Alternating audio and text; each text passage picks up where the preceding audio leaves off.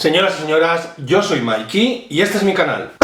En el vídeo de hoy vamos a hablar de señoras. Vamos a hablar de señoras que lucharon en la Segunda Guerra Mundial. Y es que va a ser un videojuego en el que hay mujeres protagonistas. El videojuego está situado en la Segunda Guerra Mundial y la gente se ha vuelto un poco loca. Vamos a empezar hablando del videojuego, luego vamos a hablar de las señoras y nos vamos a ir a casa todos felices, ¿vale? El Battlefield 5 es un videojuego que sale a la venta en octubre y es un First Person Shooter.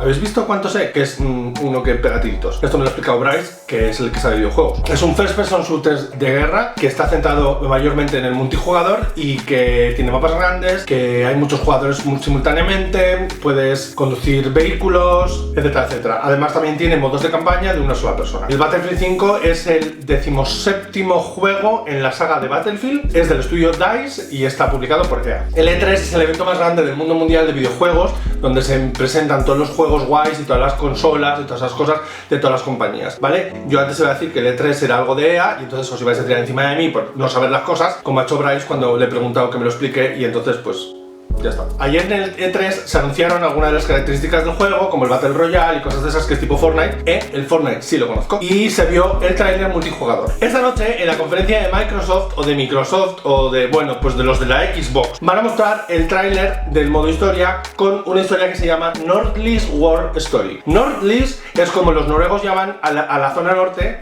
las luces del norte, ¿vale? El norte de Noruega. Y esta es una de las historias de guerra que componen el modo campaña del juego. Y por lo que ha revelado DICE, parece que va a estar protagonizado por una mujer que tiene que realizar un gran sacrificio. ¡Sus! Una mujer en un juego de guerra. Este Battlefield es el primero cuya portada la protagoniza una mujer desde el lanzamiento. Y al poder customizarse los personajes en el modo multijugador, tú puedes ser una señora, o sea, puedes pelear y matar y subirte a un tanque siendo una señora. Algo que a mí me parece maravilloso y súper guachachi e inclusivo, pero el caso es que los gamers son muy señoros, les ha parecido fatal de la vida y están súper en contra y en Twitter se volvieron puto locos, básicamente diciendo que este juego era una mierda, que de repente había una mujer y por qué que había mujeres, que no debería haber mujeres porque no es históricamente correcto. Hay una portada normal, que es la portada de la señora, y una portada de luxe, que es la portada de, pues que tiene como que pagas más dinero si tienes más cosas, obviamente de eso viene deluxe. El protagonista es un señor. Así que doy por hecho que todos los niños adolescentes se van a gastar los diruchus para comprarse ese, no vaya a ser que tengan en la portada una mujer en un juego de guerra. Bueno, el caso es que, como os decía antes, se han escudado en que no es históricamente correcto porque las mujeres no lucharon en la Segunda Guerra Mundial. Y claro, sí hay mujeres que se involucraron en esa Segunda Guerra Mundial, que lucharon, que protagonizaron historias importantes que nosotros no conocemos. Y básicamente eso es lo que os quiero contar. Yo os voy a hablar de 4 mujeres y de un regimiento entero que estaba conformado solo por mujeres. Pero vamos, que esto es lo que yo he seleccionado de todo lo que yo he encontrado en internet. O sea, que todas esas personas que en Twitter se quejaban de que en el Battlefield 5 iba a haber señoras y que, Dios mío, en la Segunda Guerra Mundial las señoras no lucharon, con haber hecho una búsqueda en Google que ponga mujeres que lucharon en la Segunda Guerra Mundial, pues se hubieran tenido que cerrar el piquito. La primera se llama Lyudmila Pavlichenko, que no me puedo creer que lo he dicho a la primera bien. Esta señora nació en Ucrania en 1912 y está considerada como una de las mejores francotiradoras de la historia. Y cuando digo una de las mejores francotiradoras, no me refiero a que es una de las mejores francotiradoras mujeres, no, es una de las mejores francotiradoras punto, ¿vale? Mejor que señoras,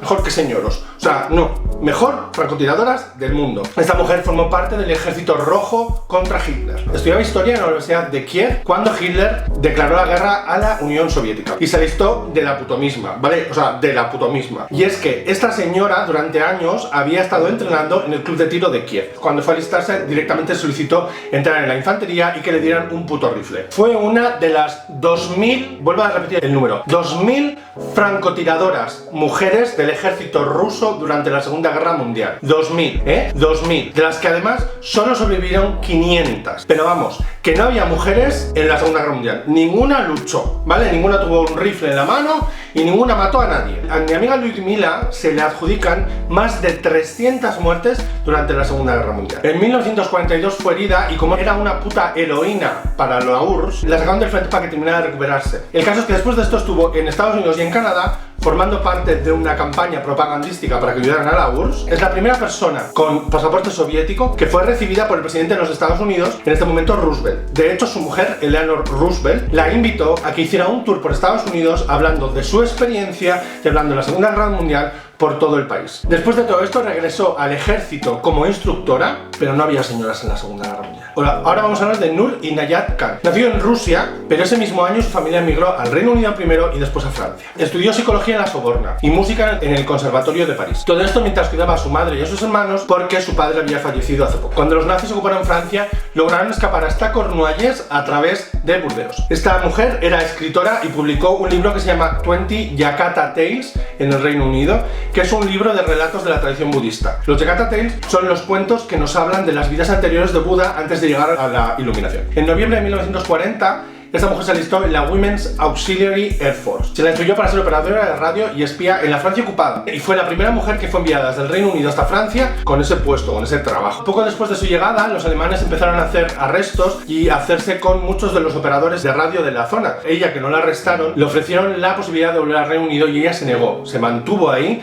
trabajando hasta que finalmente alguien la delató a la Gestapo y la arrestaron. Esta señora fue torturada y aún así no dio ni una gota de información sobre la gente con la que trabajaba. Intentó escaparse 2 veces y los nazis decidieron clasificarla como persona altamente peligrosa y la trasladaron a Alemania. Finalmente fue enviada al campo de concentración de Dachau, donde fue ejecutada. Nur recibió varios honores en Francia y en Inglaterra, y existe un busto suyo de bronce que se erige cerca donde ella vivió, en Londres. Aparte de todo esto, es de las únicas que yo he encontrado que exista un biopic o una película sobre su vida que se llama The Enemy of the Right. Ahora, después de haber buscado información sobre ella y de haberme enamorado totalmente de esta señora, o sea, lo necesito ver, pero ya. Lise Borsum era una ama de casa que estaba casada con un médico de Diruchus. Durante la Segunda Guerra Mundial, ambos estuvieron ayudando a judíos a escapar de la Noruega ocupada hacia Suecia. Muchas veces a través de la casa donde ellos vivían, que era donde se escondían algunos de estos refugiados judíos. En 1943, tanto ella como su marido fueron arrestados, y aunque a su marido le soltaron pronto, a ella le mandaron a un campo de concentración en Alemania hasta el año 45, cuando fue liberada por la Cruz Roja sueca. Esta mujer pasó a escribir 2 libros, ambos sobre su experiencia en campos de concentración. Trabajó durante toda su vida ayudando a refugiados y a los noruegos con secuelas, con problemas de adaptación después de la Segunda Guerra Mundial. Sí os quería hablar de Lise porque, aunque no es una mujer que luchó directamente en la guerra, que estuvo ahí con un rifle, realmente es una mujer que cambió la vida a mucha gente,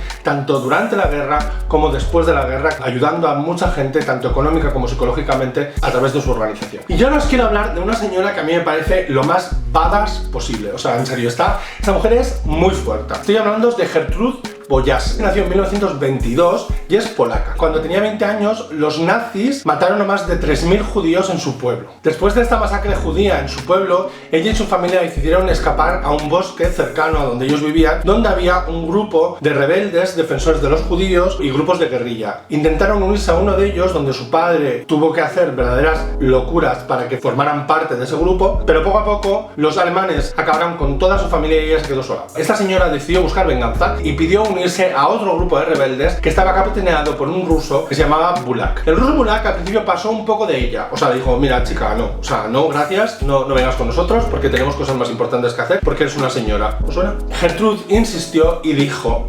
literalmente: quiero luchar y vengar a toda mi familia. Al Bulak pues ya le convenció un poco con la determinación que tenía ella con eso de vengarse a los alemanes. Le dijo: vale, si tú quieres formar parte de nuestro grupo, lo que tienes que hacer es aguantar 2 semanas haciendo guardia tú sola por la noche a 1 milla de donde estamos nosotros. Gertrude contaba de mayor que se hacía caquita y que estaba asustadísima, que cada vez que oía un ruido pensaba que venían los alemanes, etcétera, etcétera, pero ella aguantó estoicamente porque su deseo de venganza era más fuerte que su miedo. Superó esa prueba con creces, se quedó y luchó con ellos durante 3 años atacando a soldados alemanes. Ella sobre todo es conocida por haber quemado un puente. O sea, a ver, ella y una amiga suya del grupo decidieron quemar un puente que era el puente que utilizaban los alemanes para viajar de un sitio a otro con personas, con comida, pues con todas las cosas que tenían que llevar de un sitio para otro. El caso es que ellas se presentaron en un pueblo y pidieron queroseno y etcétera, etcétera para quemar el puente, pero los del pueblo se quedaron calladitos así como tuquito y no vamos a hacer nada porque luego los alemanes vienen y acaban con nosotros. Y ellas sacaron sus rifles y dijeron: o me dais todo el queroseno del pueblo o vamos a acabar un poquito mal en este pueblo. Al final, con el queroseno del pueblo,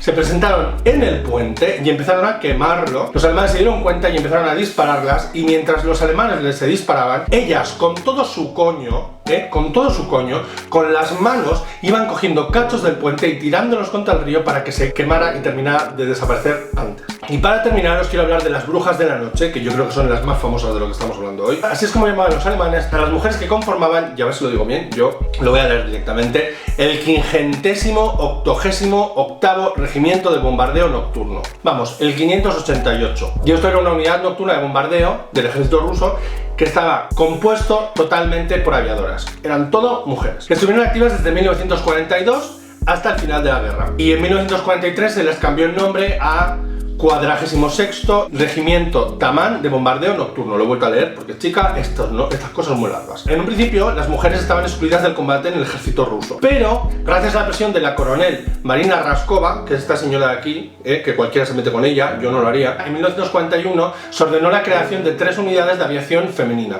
Entre ellas estaba este del que estamos hablando. Y este regimiento fue creado por ella, por Marina Raskova, y por, a ver si lo digo bien, Yevdokia Berzhanskaya. Estos regimientos estaban conformados por mujeres voluntarias que rondaban los 20 años. Básicamente lo que hacían era bombardear campamentos de soldados alemanes. Realizaron más de 2.300 vuelos y soltaron más de 3.000 toneladas de bombas. Lucharon en batallas como las del Cáucaso, la de Crimea o en las liberaciones de Bielorrusia y Polonia. Así que si alguna vez algún señor os dice que las mujeres en la Segunda Guerra Mundial no lucharon, ya sabéis lo que podéis hacer. Le mandáis este vídeo para que digan, pues mira, es mentira, ¿vale? Vosotros le dais el link y ya si eso, que cierren el pico. Mi meta en esta vida, ahora mismo, respecto a este videojuego, es jugar con un escuadrón todo de señoras y acabar con todos estos señores niños rata que se quejan de que haya mujeres en videojuegos. O sea, realmente en el Battlefield 5 no es realista que haya mujeres que luchen en la Segunda Guerra Mundial, pero sí es realista que en el Battlefield 1, que es de la Primera Guerra Mundial, 3 personas se suban en un puto caballo y con un lanzallamas maten a gente.